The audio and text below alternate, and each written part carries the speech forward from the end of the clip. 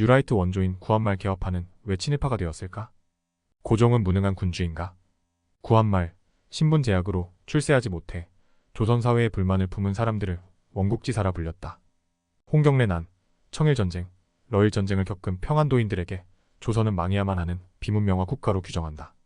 청일전쟁, 러일전쟁 당시 서북인 보부상들은 일본군 군참 지원, 군사정보, 지리 제공 등 친일파로 변한다.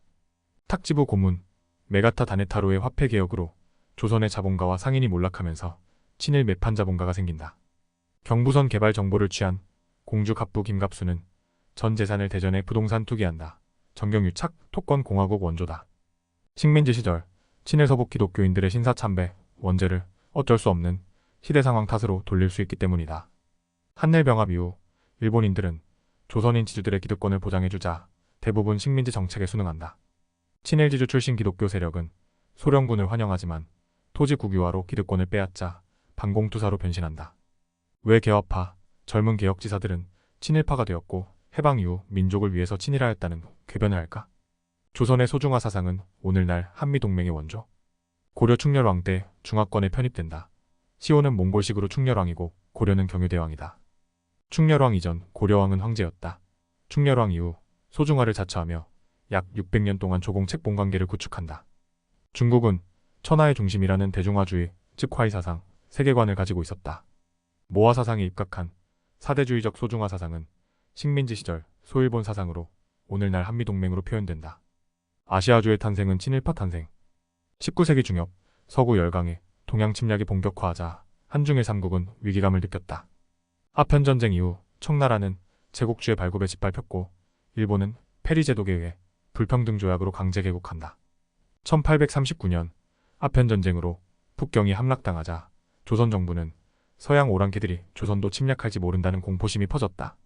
1866년 프랑스가 강화도를 침공하자 조선이 망할지 모른다는 공포심이 급속히 사회 전반으로 퍼져나갔다. 조선이 본 만국의 세계. 강화도 조약 당시 조선에 전해된 헨리 휘튼의 만국 공법에 따라 조선은 일본과 불공정 통상 개국을 강요당한다. 강화도 조약은 소중화 사상으로 똘똘 뭉친 척사위 정파에게 위기였고 일본의 최대 위기는 러시아의 남진이었다. 일본 지식인들은 에도 막부 시절부터 네덜란드 난학을 통해 국제법적 상황을 인식하였다. 투신사 파견은 조선과 일본 간 300년간 평화로운 성신외교가 막을 내리고 관계의 지형이 격변하던 시기였다. 조선 측의 메이지 유신의 성과를 적극적으로 홍보하고 통상 문제와 러시아 남진 등을 지속적으로 거론했다.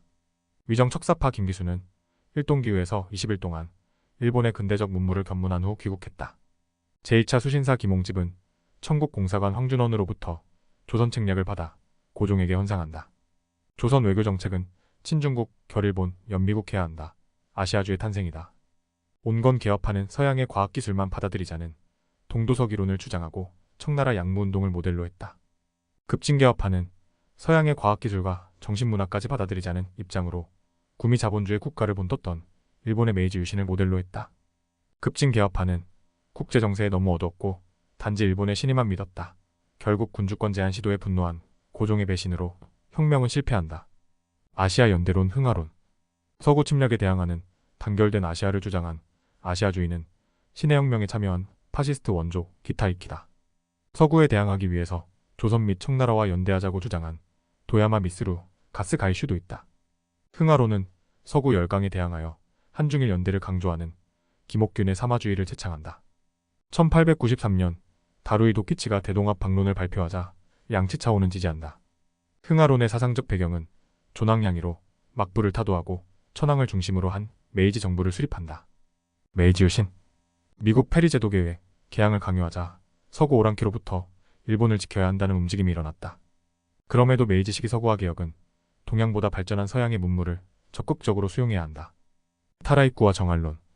타라론은 전통 구습에 얽매여 있으면 서구 열강에 침탈당할 수밖에 없으므로 서구 문물을 배워야 산다. 갑신정변이 실패하자 일본의 지식인들은 조선은 일본과 같은 근대화 개혁은 불가능하다고 단정한다. 1885년 후쿠자와 유키치는 시사신보에 타라론이란 사설을 기고한다. 타라론은 청나라와 조선은 미개하기 때문에 정벌의 대상으로 받고 결국 정할론으로 변질된다. 그러나 김옥균이 사망한 장소 주변에 일본 해군의 고위 장교가 있었고 일본은 김옥균 암살로 가장 큰 이득을 본다. 실제로 김옥균 암살 사건은 일본이 동아시아를 침략하기 위한 결정적인 빌미로 작용했고 이후 을미사변이 일어난다. 일본 극우의 원조 현양사와 흥룡회, 흥하로는 한중일 삼국이 수평적인 연대를 이루며 아시아 부흥에 함께해야 한다는 사상이다. 이후 개명된 일본이 미개한 조선을 일본급 일본인으로 키운다는 수직적 아시아관으로 변한다. 1881년 도야마 미스루가 주도하는 현양사는 1901년 우치다 료헤이가 흥룡회를 설립한다. 현양사는 한일합방 활동에 적극적으로 참여해 백색 테러를 자행한 정치 깡패이자 을미사변의 주범들이다. 현양사는 아시아 민족주의 지도자들의 일본 유학과 망명을 배후에서 지원하고 범아시아 네트워크를 만든다. 오늘날 범아시아 네트워크는 유학생 선발 및 지원, 교환 교수 초청, 거액의 학술 지원 등으로 친일파를 양성하고 있다. 이후 현양사는 일본 정계의 주류 정치단체였고 종전 후 해산된 이후에는 우익 야쿠자의 핵심이 되었다. 흥하론 대동아 공영권으로 발전하다. 황인종 일본이 백인종 러시아를 무찔렀다는 러일 전쟁의 승리는 수많은 사람이 환호했다. 개화파 친일파되다. 김옥균의 암살과 능지처참은 고종과 개화파 세력의 정치적 결별로 이어졌고 친일파 1호 6일주는 일본 김옥균 묘지 앞에서 미문명화된 조선이 망하는 것이 당연하다고 인식한다. 동학당 이용구가 지휘하는 일진회는 태동합 방론에 의한 한일 간 동등한 합방을 지지한다. 이후로 아시아주의는 변질되고 타라론과 연합하여 동아신 질서를 거쳐 태동아 공영권을 주장한다. 당시 일본의 자유민권운동가들은 조선의 개화파를 도왔지만 일본은 제국주의적 팽창을 위한 명분으로 써먹었다. 구한말 개화파 중심으로 진행되던 차강, 계몽운동 지식인들은 합방 이후 식민체제에 협력하는 친일파가 된다. 토사구팽 조선 독립을 주장한 동광회 한국인 회장 박영효는 일본의 아시아주의에 경도된 독립협회 서재필과 협력한다. 경술국치 이후 이란 동맹론에 동조한 장지연, 윤치호는 한일합병을 수평적인 연방, 국가연합으로 생각했다. 신채호는 일본이 아시아주의를 주창하는 건 조선을 강제병합하기 위한 얄팍한 속임수에 불과하다고 보았다. 안중근 동양평화론 당시 조선의 개화파 지식인들은 아시아주의에 동의하였고 안중근도 일본의 러일 전쟁 승리에 환호했다. 아시아 국가 간의 국가연합으로 한청일 삼국의 주권과 권리를 삼국 서로가 보장하며 안전과 안보를 지키고 경제 및 화폐를 통합하고 한청일 연합군을 창설해 서구 제국주의에 저항하며 한중일 삼국의 수평적 연대를 강조한다. 하지만 안중근은 일본이 아시아의 맹주로 일본을 중심으로 아시아가 연합하여야 한다는 것을 비판한다. 결국 안중근은 일본이 조선을 강점하고 만행을 저지르는 행태를 보자 이토 히로부미를 직접 처단한다. 순원의 아시아주의 순원은 아시아 국가로 최초로 근대화를 이룬 일본을 본받고자 한다. 아시아는 하나다. 오카쿠라 덴시는 아시아 미래의 지향을 아시아적 정신의 회복을 기치로 내건다. 오카와 슈메이는 아시아의 해방을 지원하며 일본이 동서 문명을 융합한 새로운 표준을 제시한다. 파리 강화회담에서 일본은 인종차별 철폐를 주장하자 흑인 노예 문제 때문에 미국 반대로 좌절되었다. 일본이 아무리 서구화에 매진하여도 서구 열강은 일본을 동등한 강대국으로 받아들이지 않는 장벽을 느낀다. 영국의 인도 식민 지배를 비판하지만 일본의 조선 지배 정당하다는 오카쿠라 텐신의 이중성과 위선, 성전 대동아 전쟁, 모든 아시아 민족이 함께 번영하는 대동아 공영권이라고 칭하며 제국주의적 팽창을 감행했다. 만주국 점령 성공에 자극받은 일본군은 서구 제국주의에 핍박받는 동남아시아 식민지 해방 전쟁에 나선다.